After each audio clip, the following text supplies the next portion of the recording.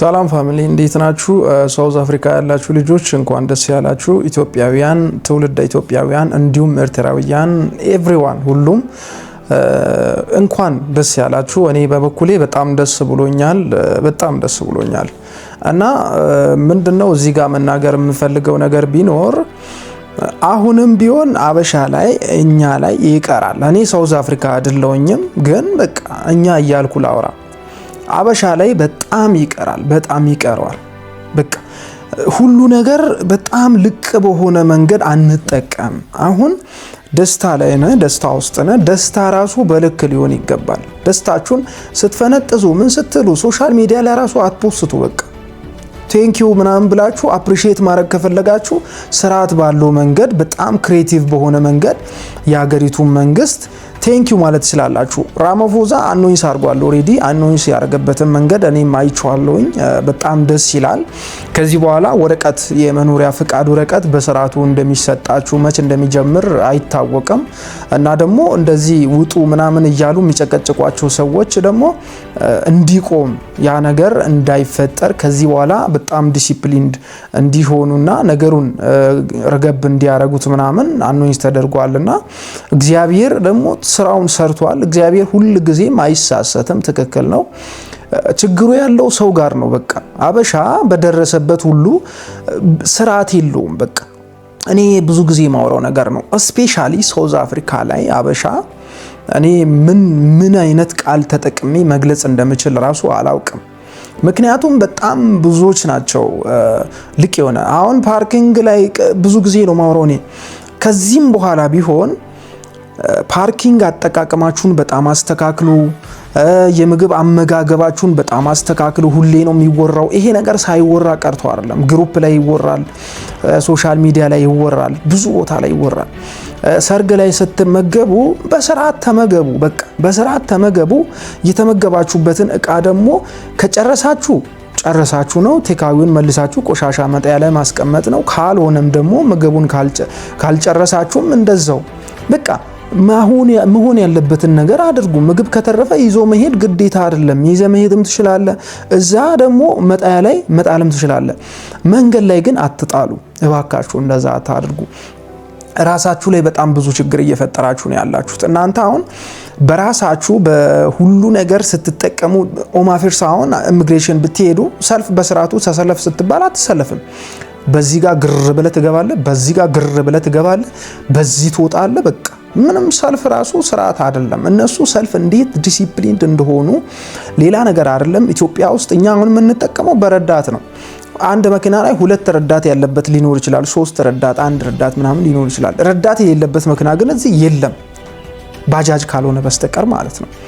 እና ምንድነው ረዳት የለውም ሳውዝ አፍሪካ ላይ አሁን ታክሲ እነሱ በስርዓት ተሰልፎ ይገባሉ፣ ቁጭ ይላሉ። ወንበር ካበቃ ይቀራሉ፣ ሌላ ታክሲ እስኪመጣ ይጠብቃሉ፣ ከዛ ይገባሉ። በቃ በጣም ዲሲፕሊንድ ናቸው። ከኋላ ያለው የፊቱን ከፊት ያለው የኋላውን አይረባብሹም። በጣም ዲሲፕሊንድ ናቸው።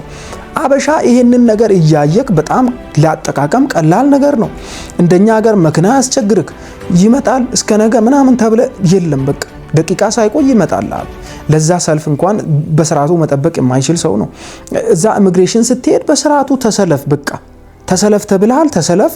ያንተ ተራ እስኪደርስ ተሰለፍ፣ ትሰለፋለህ። ከዛ እየጠራ እነሱ በጣም ማትጨመላለቅ ሰልፍ ምናምን እንትን ማትል ከሆነ ምንም ሲጀመር አይናገሩም። በቃ በትክክለኛ መንገድ ይመጣሉ፣ ይጠሩሃል። እያለቀ እየገባ ሰዓቱ ካለቀ ደግሞ በቃ ምንም ችግር የለውም። ለነገ ትባላለህ። ነገና አንተ ሰው አይደለህ እንዴ? አንተ እኮ ነገና ተብለ ሰልፍ ስላበላሸ ብቻ ዛሬ ገብተህ ወረቀቱን ይዘህ ትወጣለህ ማለት አይደለም። ለነገ ከሆነ ለነገ ነው። እንደውም ዲሲፕሊንድ ካልሆንክ ምትረብሽ ሰው ከሆነ ጥፋ ከዚህ ተነጎዳ ምናምን ሁላ ልትባል ይችላል። ቀጣይ ሳምንት፣ ቀጣይ ወር፣ ቀጣይ ዓመት ልትባል ሁላ ይችላል። ስለዚህ ነገሮች ሁሉ መስመራቸውን ይዞ በጊዜ በመስመር በመንገዱ በትክክለኛ መንገድ ሲሆን ነው የሚያምረው፣ ሲሆን ነው ስኬት ራሱ የሚኖረውና በጣም ዲሲፕሊንድ ሁኑ። አመጋገባችሁን ሆቴሎችን ስትገቡ እንደነ መክዶናልዶ ናንዶስ ምናምን ስትገቡ በጣም ስርዓት ያዙ ፕሊዝ። አመጋገባችሁን በጣም አስተካክሉ። ተመገባችሁ መጨረስ ካቃታችሁ እንኳን በቃ ሰው እዛ አጨመላልቃችሁ ቦታውን አበላሽታችሁ ምናምን ጥላችሁ አትውጡ። ምግብ ቢያንስ ሌላ እቃ ማንም ግዴታ የለበትም፣ መጥቶ አስተናጋጅ ያነሳላል። ግን የተመገባችሁበትን ምግብ እዛ ግማሽ ሙሉ አስቀርታችሁ አንተ ማስለውንክ ነው እዛ ቅምሻ ነው ምግብ የወሰ የገዛው ያን ሁሉ ብር አፍሰግ ምገዛው ቅምሻ ልትቀምስ ነው እንደሚጣፍጥ ለማየት ነው። ሙያቸው ምን አይነት ነው ብለ ለመገምገም ሄደ ነው። አንተ ማን ስለሆንክ ነው ያን ሁሉ ብር ለፍተ ጥረግረ ነው የምታመጣው? ብር ስታመጣ ብለ አልቅሰ ሱቅ ያለውን ሰው አስለቅሰ ምናምን ታመጣለህ። አንተ ቦስም ልትሆን ይችላል። ታመጣና እዛ ስትደርስ ግን ለወንድም ያለቀስክበትን ለወንድም ላይ ጮኸ ምናምን 5 ሳንቲም እንዴት ጎደለ ብለ ካመጣክ በኋላ እዚህ ናንዶስ ላይ ግን ምግብ የምትበትንበት ምክንያት ምንድነው? ለምን እንደዛ ታረጋላችሁ? ስርዓት አይደለም። ያን ስርዓት ቀንሱ፣ ቀይሩ። እንደዛ አይነት ነገር ምግቡን መውሰድ ማትፈልጉ ከሆነ ሌላ ሰው የበላበት ነው፣ ሌላ ሰው ያጨማለቀው ምግብ ነው አልወስድም ብላችሁ ካላችሁ ራሳችሁ የበላችሁትን ምግብ በቃ የቆሻሻ መጣያ ያለ ወስዳችሁ እዛ አስቀምጡ። ማንም በቃ አይኮንናችሁም። ሲጀመር ምግቡን እዛ ማን እንደጣለ ራሱ ማንም ላያውቅ ይችላል። በርግጥ ጥቁሮች፣ ነጮች አንደኛ ምግባቸውን ጨርሰው ይበላሉ። ጨርሶ መብላት ካቃታቸው እንኳን ይዘው ወደ ቤታቸው በቴካዌ ነው ይዘው የሚሄዱት። በቃ የዚህ ችግር የለባቸውም እነሱ ጋር። ስለዚህ አንተ ይሄን ማድረግ ባትችል እንኳን ቴካዌውን ማለት በቴካዌ መውሰድ ባትችል እንኳን ቆሻሻ መጣያ ላይ ጣሉ። ለቅሶ ቤት አጠቃቀማችሁን አስተካክሉ። ሶሻል ሚዲያ አጠቃቀም ደግሞ በጣም የሞተ ነው። ሶሻል ሚዲያን ስፔሻሊ ሳውዝ አፍሪካ ላይ ያላችሁ ልጆች የምትጠቀሙት እኔ በቃ 10% ከመቶ 10% ለትክክለኛ አገልግሎት ሶሻል ሚዲያ ይጠቀማል ብለ አያሳፍረኝም። ምክንያቱም ብዙዎቻችሁ ለስድብ ለዘረኝነት ምናምን እንትና እንደዚህ ነው እንትኔ እንደዚህ ነች ጠፊ አንቺ ገደል ግቢ አንተ ገደል ግባ ምናምን በቃ እንደዛ ለመባባል ብቻ ነው የምትጠቀሙት። ስትጠቀሙ ምንም አይነት ነገር ሮንግ በሆነ መንገድ ሊሆን አይገባም። አሁን የምግብ አመጋገባችሁን ልክ ቅድም እንዳልኩኝ እያበላሻችሁ ምናምን ቪዲዮ ልትቀርጹ ትችላላችሁ። ምንም ኤዲቲንግ የለውም ምናምን እንደወረደ እዛ ጋር ነው የምትጭኑት። ኮካ ደግሞ በኮካ ምራጭ ሰው እጁን የሚታጠብ እግሩን የሚታጠብ ሰው በኮካ ፊቱን የሚታጠብ እንደዚህ እየደፋ እያፈሰሰ መሬት ላይ ምናምን ቪዲዮ የሚሰራ ሰው አለ። ያንን ለነሱ ያ ምንም እንትን አይደለም፣ ይጠጡታል በቃ ያንን። ግን እናንተ እንደዛ አይነት ነገር በጣም የተበላሸ የወረደ አስተሳሰብ ያለውን ስራ እየሰራችሁ የሀገሪቷ መንግስት እንደዚህ ያረገ የሀገሪቷ ዜጋ እንዲያረገን ምናምን ከማለታችሁ በፊት መጀመሪያ እኔ ምን አድርጌ ነው ምን አጥፍቼ ነው እኛ ምንድነው እያጠፋን ያለ ነው የኛ ችግርስ ምንድነው ብሎ ራስን መጠየቅ ትልቅነት ነው። ራሳችሁን ጠይቁ፣ ራሳችሁን ተመልከቱ፣ በጣም አርሙ ራሳችሁን።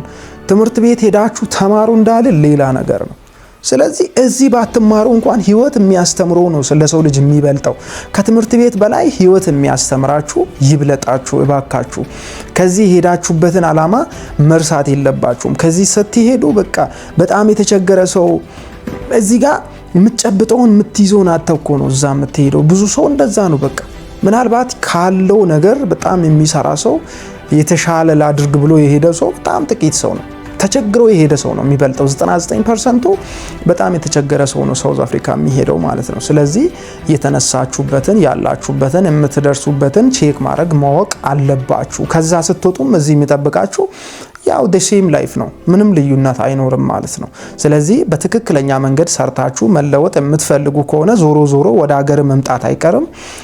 ለዚህ ጉዳይ ሌላ ጊዜ አወራለሁ። እዛ እንዴት ነው የምትሰሩትን አሬንጅ ማድረግ ያለባችሁ፣ አገር ቤት እንዴት አድርጌ ሀብቴን ላሳድግ፣ አገር ቤት ድንገት ቢገባ ራሱ ምን አለኝ ለምትሉ ጥያቄ ደግሞ ሌላ ቪዲዮ እሰራላችኋለሁ ማለት ነው። እና በጣም ዲሲፕሊን ሁኑ ፕሊዝ። በደረሳችሁበት በተለይ ውጭ ሀገር ከሚሄዱ ሰዎች ሁሉ የትም ሀገር እንደዚህ አይነት ችግር የለበትም። ሳውዝ አፍሪካ ግን በጣም ስቱፒድ የሆነ ስታይል ስለምታራምዱ ነው። ይህን ነገር ብታስቡበት ጥሩ ነው ብዬ ለማውራት ነው። እና የሶሻል ሚዲያ አጠቃቀም፣ የአመጋገብ፣ የፓርኪንግ ስትነዱ ጥቁር ላይ አትንዱ። የራሳችሁ አይደለም መኪና ራሱ ብትገዙም የዛ ሀገር ምርት ነው። አሁን ቦርደር አሻግረ መኪናን እዚህ ላምጣ ብትል ትችላለህ? አትችልም። ምክንያቱም ያ መኪና የዛ ሀገር ስለሆነ መውጣት አይችልም። በቃ አየህ፣ ምንም ሺህ ጊዜ መኪና ቢኖር ራሱ ይዞ መውጣት አይቻልም። ያንተ ስላልሆነ ማለት ነው።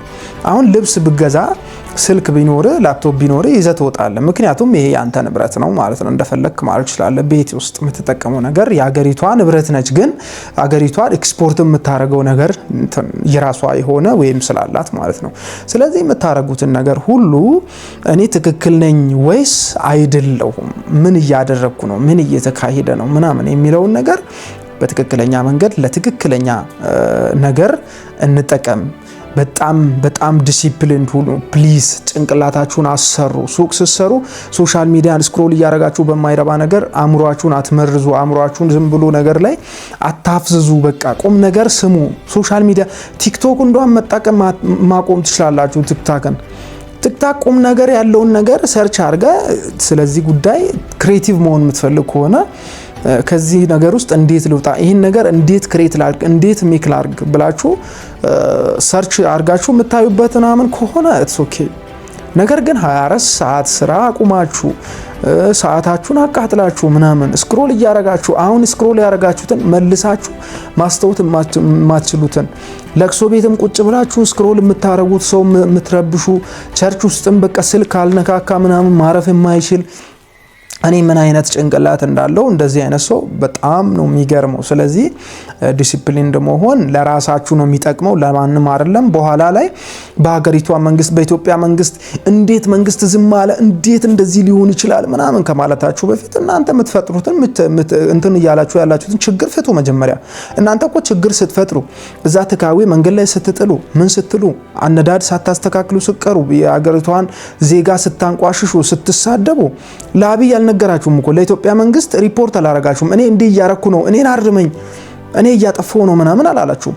ግን እነዛ ሰልችቷቸው በጣም ሲከብዳቸው እናንተ ላይ ሲነሱ የሀገሪቷ መንግስት የኢትዮጵያ መንግስት ምን ሆኖ ነው፣ ለምን አትነሳም፣ ለምን እንዴት ሊሆን ይችላል እንደዛ። ስለዚህ ራሳችሁ መጀመሪያ ያደረጋችሁትን ጥፋት እመኑ። ከዛ ጥፋት ደግሞ ተማሩ፣ በቃ ተቆጠቡ ከእንደዛ አይነት ነገር።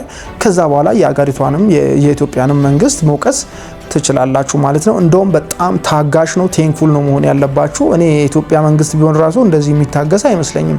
አበሻ እንደዚህ አይታገስም። እንዲህ ከሆነ ሀገር መጥቶ እዚህ እየተጨመላለቀ እንደፈለገ እንደዚህ ማይሆን ነገር እያደረገ አይታገስም።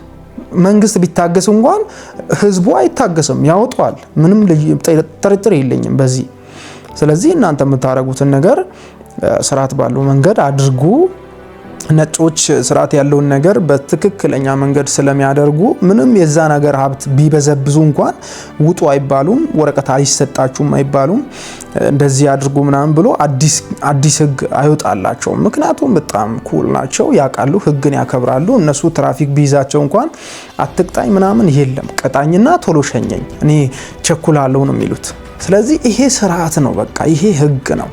ህግን ማክበር ትልቅ ያደርጋል። እንደዚህ አይነት ችግር ውስጥ እንዳንገባ ይረዳናል ለማለት ነው። ስላዳመጣችሁኝ አመሰግናለሁ። ቤቱን ደግሞ ሰብስክራይብ ማድረጋችሁን አትርሱ። በቀጣይ እስከምንገናኝ ይመቻችሁ። ወዳችኋለሁ።